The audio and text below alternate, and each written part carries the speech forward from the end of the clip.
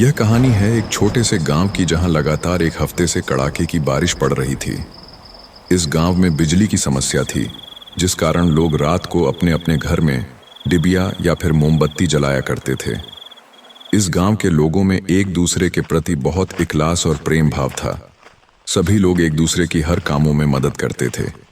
सभी लोग अपना घर चलाने के लिए गांव से बाहर खेतों में थोड़ी बहुत खेती बाड़ी करते थे, जिससे उनका घर अच्छे से चल सके।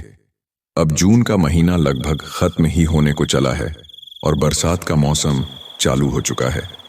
अमन की चाय की टपरी पर बातचीत।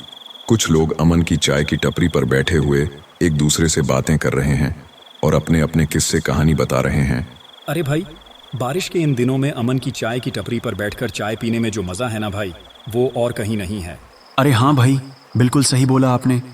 इन दिनों तो बस यही जी करता है कि पूरी रात अमन की टपरी पर बैठकर चाय पीते पीते और बातें करते करते ही बीता दूं। अरे किशन भाई, अगर पूरी रात तुमने चाय पी भी ली तो आधे महीने की तनख्वाह तो तुम्हारी यहीं चली जाएगी। इसी तरह सभी लोग आपस में हंसी झांक करते हुए बातें करते। बारिश काफी तेज पड़ रही थी और आसमान में काले बादलों के साथ तेज तेज बिजली कड़क रही थी। तभी दूर से विजय काका भी आते हुए दिखते हैं। अरे विजय काका, कहां से आ रहे हो? भीगते हुए इतनी तेज बारिश में बीमार पड़ जाओगे।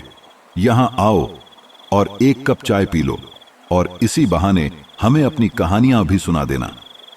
आपकी सारी कहानियां सुनने में बहुत मजा आता है। अरे हाँ भाई, सब ठीक है। घर पर और जाने का क्या है, यहीं दफ्तर गया था किसी काम से। अब वो काम तो पूरा हुआ नहीं और ऊपर से इतनी तेज बारिश और शुरू हो गई।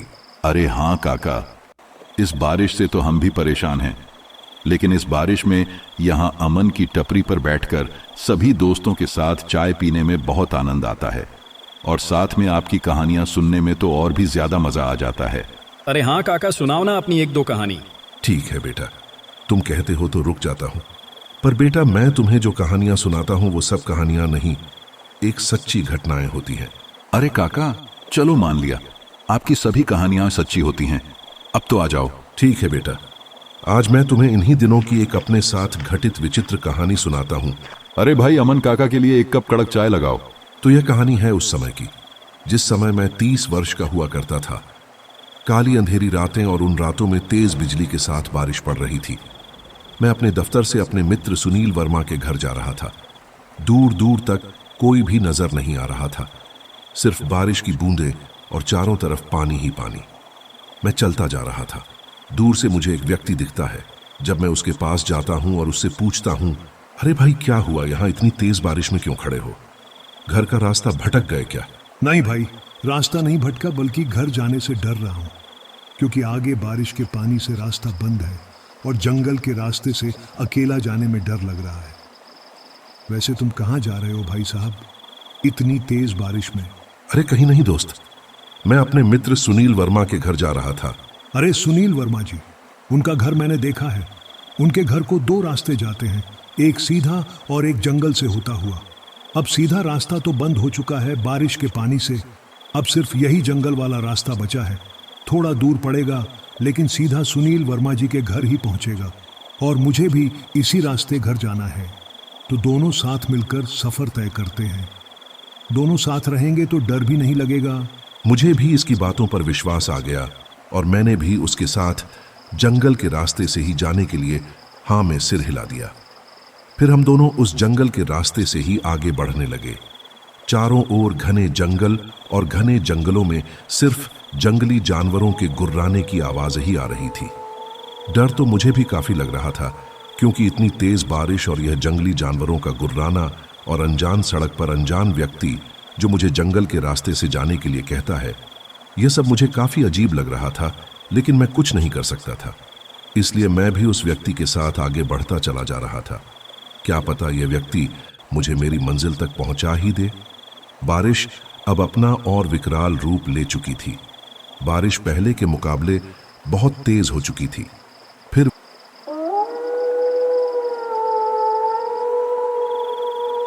व्यक्ति मुझसे बोलता है, अरे भाई, बारिश तो पहले से भी ज्यादा तेज हो चुकी है। हम एक काम करते हैं, इस बांस वाली कुटिया में ही रुक जाते हैं। अब वह कुटिया बिल्कुल खाली पड़ी है, उसमें अब कोई नहीं रहता। जब बारिश रुक जाएगी तब हम फिर से आगे निकल पड़ेंगे। मैंने फिर से उस व्यक्ति की हाँ में हाँ कर दी और उसके साथ पास वाली कुटिया में ही चला गया। फिर मैंने उस व्यक्ति से पूछा, अरे भाई, आपने ये तो बताया ही नहीं कि आप अकेले कहाँ से आ रहे थे। अरे क्या बताऊं भाई, अभी अभी दफ्तर से आ रहा हूं। उसके यह बात बोलते ही मुझे थोड़ा थोड़ा डर लगने लगा, क्योंकि सारे दफ्तर शाम 6 बजे बंद कर दिए जाते हैं और यह बोल रहा था कि यह अभी अभी दफ्तर से आ रहा है, जबकि इस समय पूरे 9 बज चुके थे। इस समय भला कोई दफ्तर कैसे खुल रहा होगा, इस बात पर मुझे थोड़ी थोड़ी शंका होने लगी, पर मैं ज्यादा ध्यान नहीं दिया और हम दोनों बहुत समय तक यूं ही आपस में बातें करते रहे।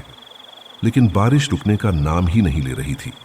तभी आकाश से एक तेज बिजली कड़कती है और बारिश थोड़ी धीमी हो जाती है। लेकिन तभी दूर से किसी बच्चे की अजीब तरीके से रोने की आवाज आती है। पहले तो मैं इसे मन का वहम मानता हूँ, लेकिन तभी वह व्यक्ति भी बोलता है, अरे भाई साहब, कुछ आवाज सुनी आपने? लगता है कोई बच्चा जोर जोर से रो रहा हो। अरे हाँ भाई, आवाज तो मेरे कानों में भी सुनाई दी, लेकिन इतनी तेज बारिश में सुनसान रास्ते पर अपना बच्चा इस तरह कौन छोड़कर जाएगा? मुझे तो यह सब बहुत अजीब लग रहा है। पर भाई, यह भी तो हो सकता है उस बच्चे के साथ उसकी माँ भी हो। इस अंधेरी रात में उसे कोई नजर नहीं आ रहा होगा, इसलिए वह मदद की पुकार नहीं लगा रही। अगर हम पास जाएं तो पता चल भी जाए। हाँ भाई, मुझे भी यही लगता है कि वह बच्चा मदद के लिए ही रो रहा है। कुछ समय तक हम दोनों बाहर की आवाज कान लगाकर सुनते हैं।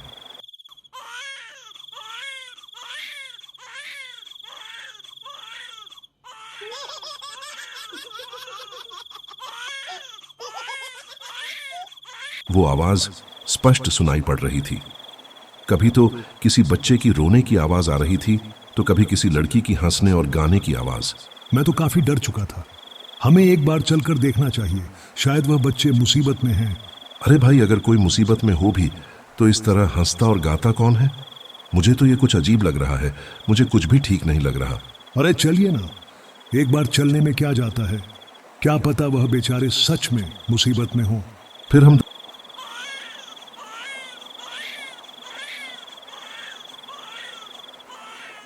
दोनों धीरे धीरे अपने पांव उस आवाज की ओर बढ़ाने लगते हैं।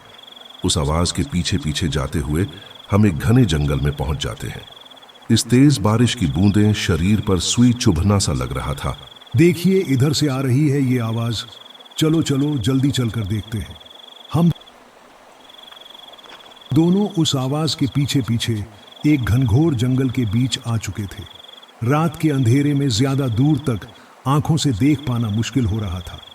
तभी आसमान में तेज बिजली कड़कती है और उस बिजली की परछाई में मुझे एक हड्डियों से खड़ा कंकाल नजर आता है।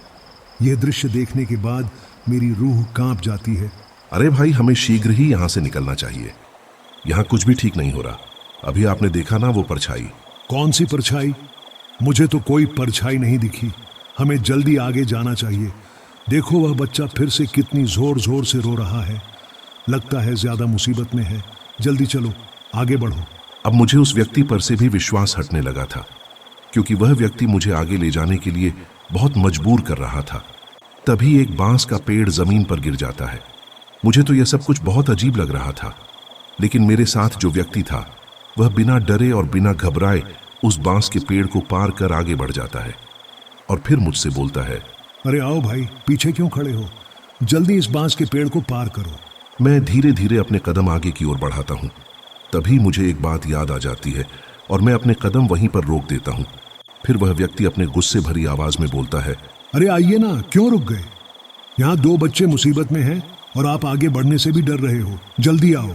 फिर मेरा संदेह विश्वास में बदल गया और मैं अपने कदम धीरे धीरे वापस कर लिए। दरअसल मैं भागना तो चाह रहा था, लेकिन भाग नहीं सकता था, क्योंकि वह व्यक्ति सामने से मुझे देख रहा था।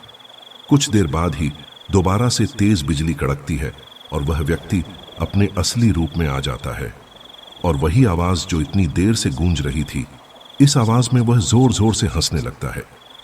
वही सारी आवाज जो इतनी देर से हमें सुनाई दे रही थी, सभी आवाज वो आदमी दोबारा से निकालने लगता है। तुम लोगों को शायद विश्वास नहीं हो, लेकिन यह घटना मैंने सामने से अपनी आंखों से देखी है। मुझे समझने में देर ना लगी और मैं तुरंत ही वहां से भाग निकला। मैं इतनी जोर से भागा कि इस अंधेरी रात में वह मुझे देख भी नहीं पाया। मैं यूं ही काफी देर तक भागता रहा, जब तक कि वह जंगल पार ना हो जाए। आसमान में बिजली कड़कती रही और जोर जोर से बारिश पड़ती रही। थोड़ी दूर जाने पर ही मुझे मेरा मित्र सुनील वर्मा आवाज लगाता है।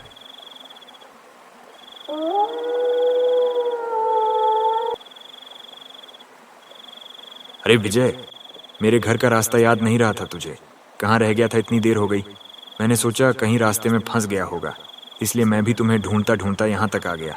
मेरे मित्र की आवाज सुनकर मेरे दिल को थोड़ी तसल्ली पड़ी और मैंने राहत की सांस ली। फिर मैं अपने मित्र से बोला कि पहले तुम घर चलो, बाद में मैं तुम्हें सारी बात बताता हूँ। अब बारिश भी लगभग रुक ही चुकी थी और आसमान भी थोड़ा थोड़ा साफ होने लगा था। फिर मैं और मेरा मित्र सुनील वर्मा दोनों उसके घर चल पड़ते हैं। घर जाकर मैं त्रिपाठी को अपने साथ घटित सारी घटना बताता हूँ। ये सब सुनने के बाद मेरा मित्र कुछ समय के लिए तो बहुत घबरा जाता। क्या तुम उस जंगल के रास्ते से आए हो? अक्सर वहां पर ऐसे हादसे देखने को मिलते रहते हैं। अच्छा हुआ कि तुम वहां से भाग निकले, क्योंकि जिस कुटिया में वह व्यक्ति तुम्हें लेकर गया था, उस कुटिया में पहले एक आदमी और उसके 2 छोटे छोटे बच्चे रहते थे। वह व्यक्ति दफ्तर में काम करता था। उसके पिता पर 10 लाख का कर्जा था, जो उसके पिता बिना चुकाए ही मर गए थे। बाद में उस बूढ़े का लड़का गांव छोड़कर वहां से भाग गया, लेकिन कुछ व्यक्तियों ने उसका पता कर्जदारों तक पहुंचा दिया, जिसके बाद उन कर्जदारों ने उसकी कुटिया में अंधेरी रात को ही आग लगा दी, जिसमें उसके दोनों बच्चे थे। वह जिंदा जलकर मर गए। जब उसने पिता ने घर आकर देखा तो अपने दोनों बच्चे उसे मृत मिले। यह दुखद दृश्य उसे देखा ना गया और उसने भी अपनी वहीं पर आत्महत्या कर ली, जिसके बाद यह सब घटनाएं घटती हैं। कोई भी गांव वाला उस जंगल के रास्ते से जाने की हिम्मत नहीं करता है। उस व्यक्ति की यह सच्ची कहानी सुनकर मेरे तो होश ही उड़ गए।